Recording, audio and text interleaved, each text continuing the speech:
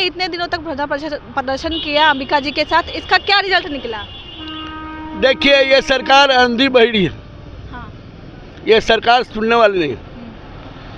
तो जब हम लगातार 20 दिन बीत गया मेरा, तो हमने कहा कि नहीं, अब इसके खिलाफ हमको न्यायालय का दरवाज़ा खटकना चाहिए और हम चले गए Patna high court. Patna high court में हमने 2 याचिका दायर किया। एगो जमुई जिला से दायर किया मनमोहन प्रसाद के नाम से, और एक दयानंद प्रसाद के नाम से पटना में दायर किया।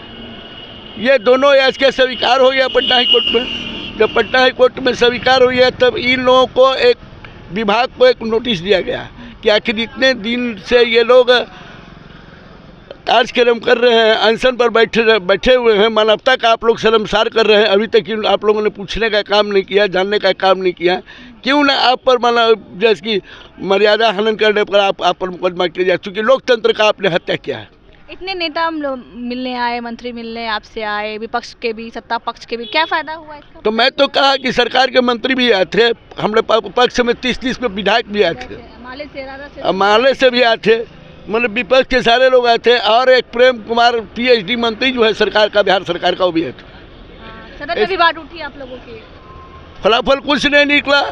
जब बजट सत्र जब चला विधानसभा में, तो हमारा 30 को विधायक हमारे पक्ष में, और हमारे पेट के लाले के चलते, हमारे दुख दर्द को देखते हुए उन्होंने विधानसभा में आवाज़ उठाने का काम किया है। हम धन्यवाद देते हैं विपक्ष के लोगों को, हम धन्यवाद देते हैं उन विधायकों को जिन्होंने हमारे बाल बच्चों के, हमारे पेट के बारे में सोचने का काम किया है। और हम धन्यवाद देते हैं उन याचिकाकर्ता को, और धन्यवाद देते हैं उसको, हम 55,000 डीलरों के परिवार को, 55,000 डीलरों को, जिन्होंने हमारे आंदोलन में आकर के शरीक होने का काम किया। दूसरा जी, ये बताइए कि इतने दिनों से संघर्ष किया आप लोगों ने, इतनी सारी चीज़ें की, मुख्यमंत्री तक ये बात नहीं पहुंची होगी, ये बात हजम हो रही है आपको? देखिए, मुख्यमंत्री से आज कोई नई बात नहीं है। 2005 से मुख्यमंत्री हैं। 7 में राम सुंदर दास जी को विलय करने के लिए कहा गया था समता पार्टी में। उस समय समता पार्टी में राम सुंदर दास जी चले गए, और हमारे पूर्व महामंत्री जो श्रीकांत लाभ थे, उन्होंने नहीं गए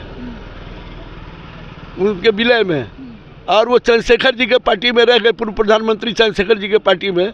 इसलिए मुख्यमंत्री जी रंज हो गए, और PDS को उस समय से ही देखना नहीं चाहा। उस समय का बदला ले रहे हैं आप? हाँ, नहीं, उस समय से, और एक भी मांग उन्होंने पूरा करने का काम नहीं किया। अच्छा।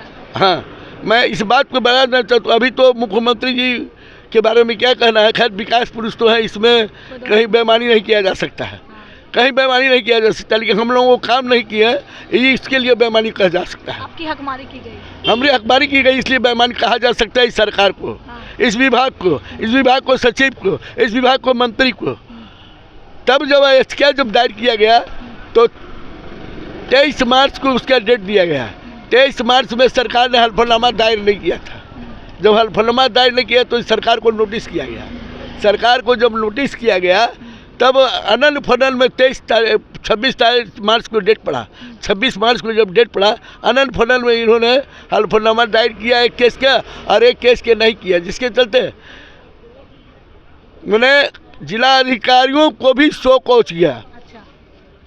इन लोगों को भी एक्सप्लेनेशन पूछा गया कि आखिर इन लोगों को कार्यक्रम में शरीक क्यों नहीं, और क्यों नहीं इन लोगों को से वार्ता की गई। अच्छा। अनल फनल में उन्होंने 50 पैसा कमीशन को दिया है, और 10 पैसा दिया है मशीन चलाने वाले को किलो पर। अब क्या आंदोलन करने वाले हैं आप लोग? अब क्या तैयारियां हैं PDS डीलरों की? हम तो बेटिनबास में हैं। हाँ।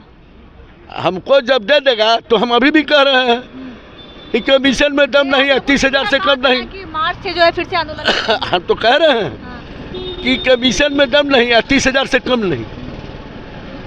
हम तो कहिए रहे हैं। फिर तो धरना प्रदर्शन में बैठिएगा, धरने में बैठिएगा।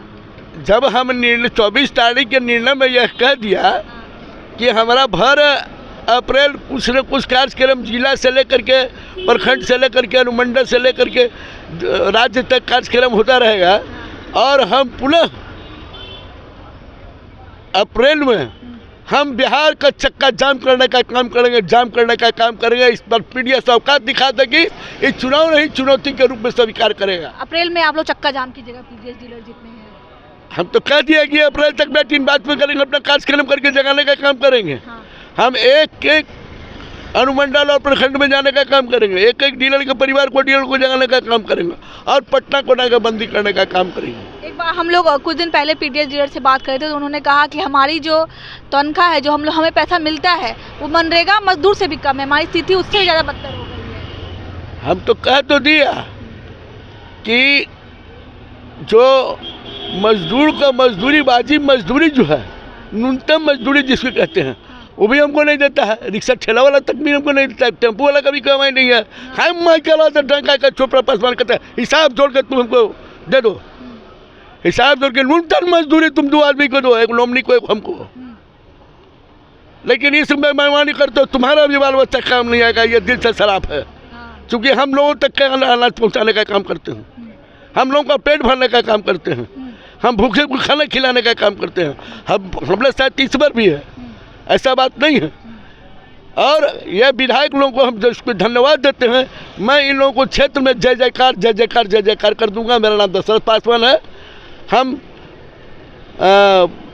फेयर प्राइस डीलर एसोसिएशन संयुक्त मोर्चा के वरिष्ठ पदाधिकारी हैं। चलिए, तो हमारे साथ दशरथ पासवान जी थे। इनका कहना है कि सरकार अगर हमारी बात नहीं सुनेगी तो अप्रैल से जो हमारी आंदोलन की गति है उसे हम तीव्र करेंगे और सरकार को कहीं ना कहीं हमारे पास झुकना पड़ेगा। हालांकि मुख्यमंत्री नीतीश कुमार से भी कई शिकायतें हैं कि इतने दिन से आंदोलन कर रहे हैं लेकिन मुख्यमंत्री के कानों में जूं नहीं रेंग रहा है।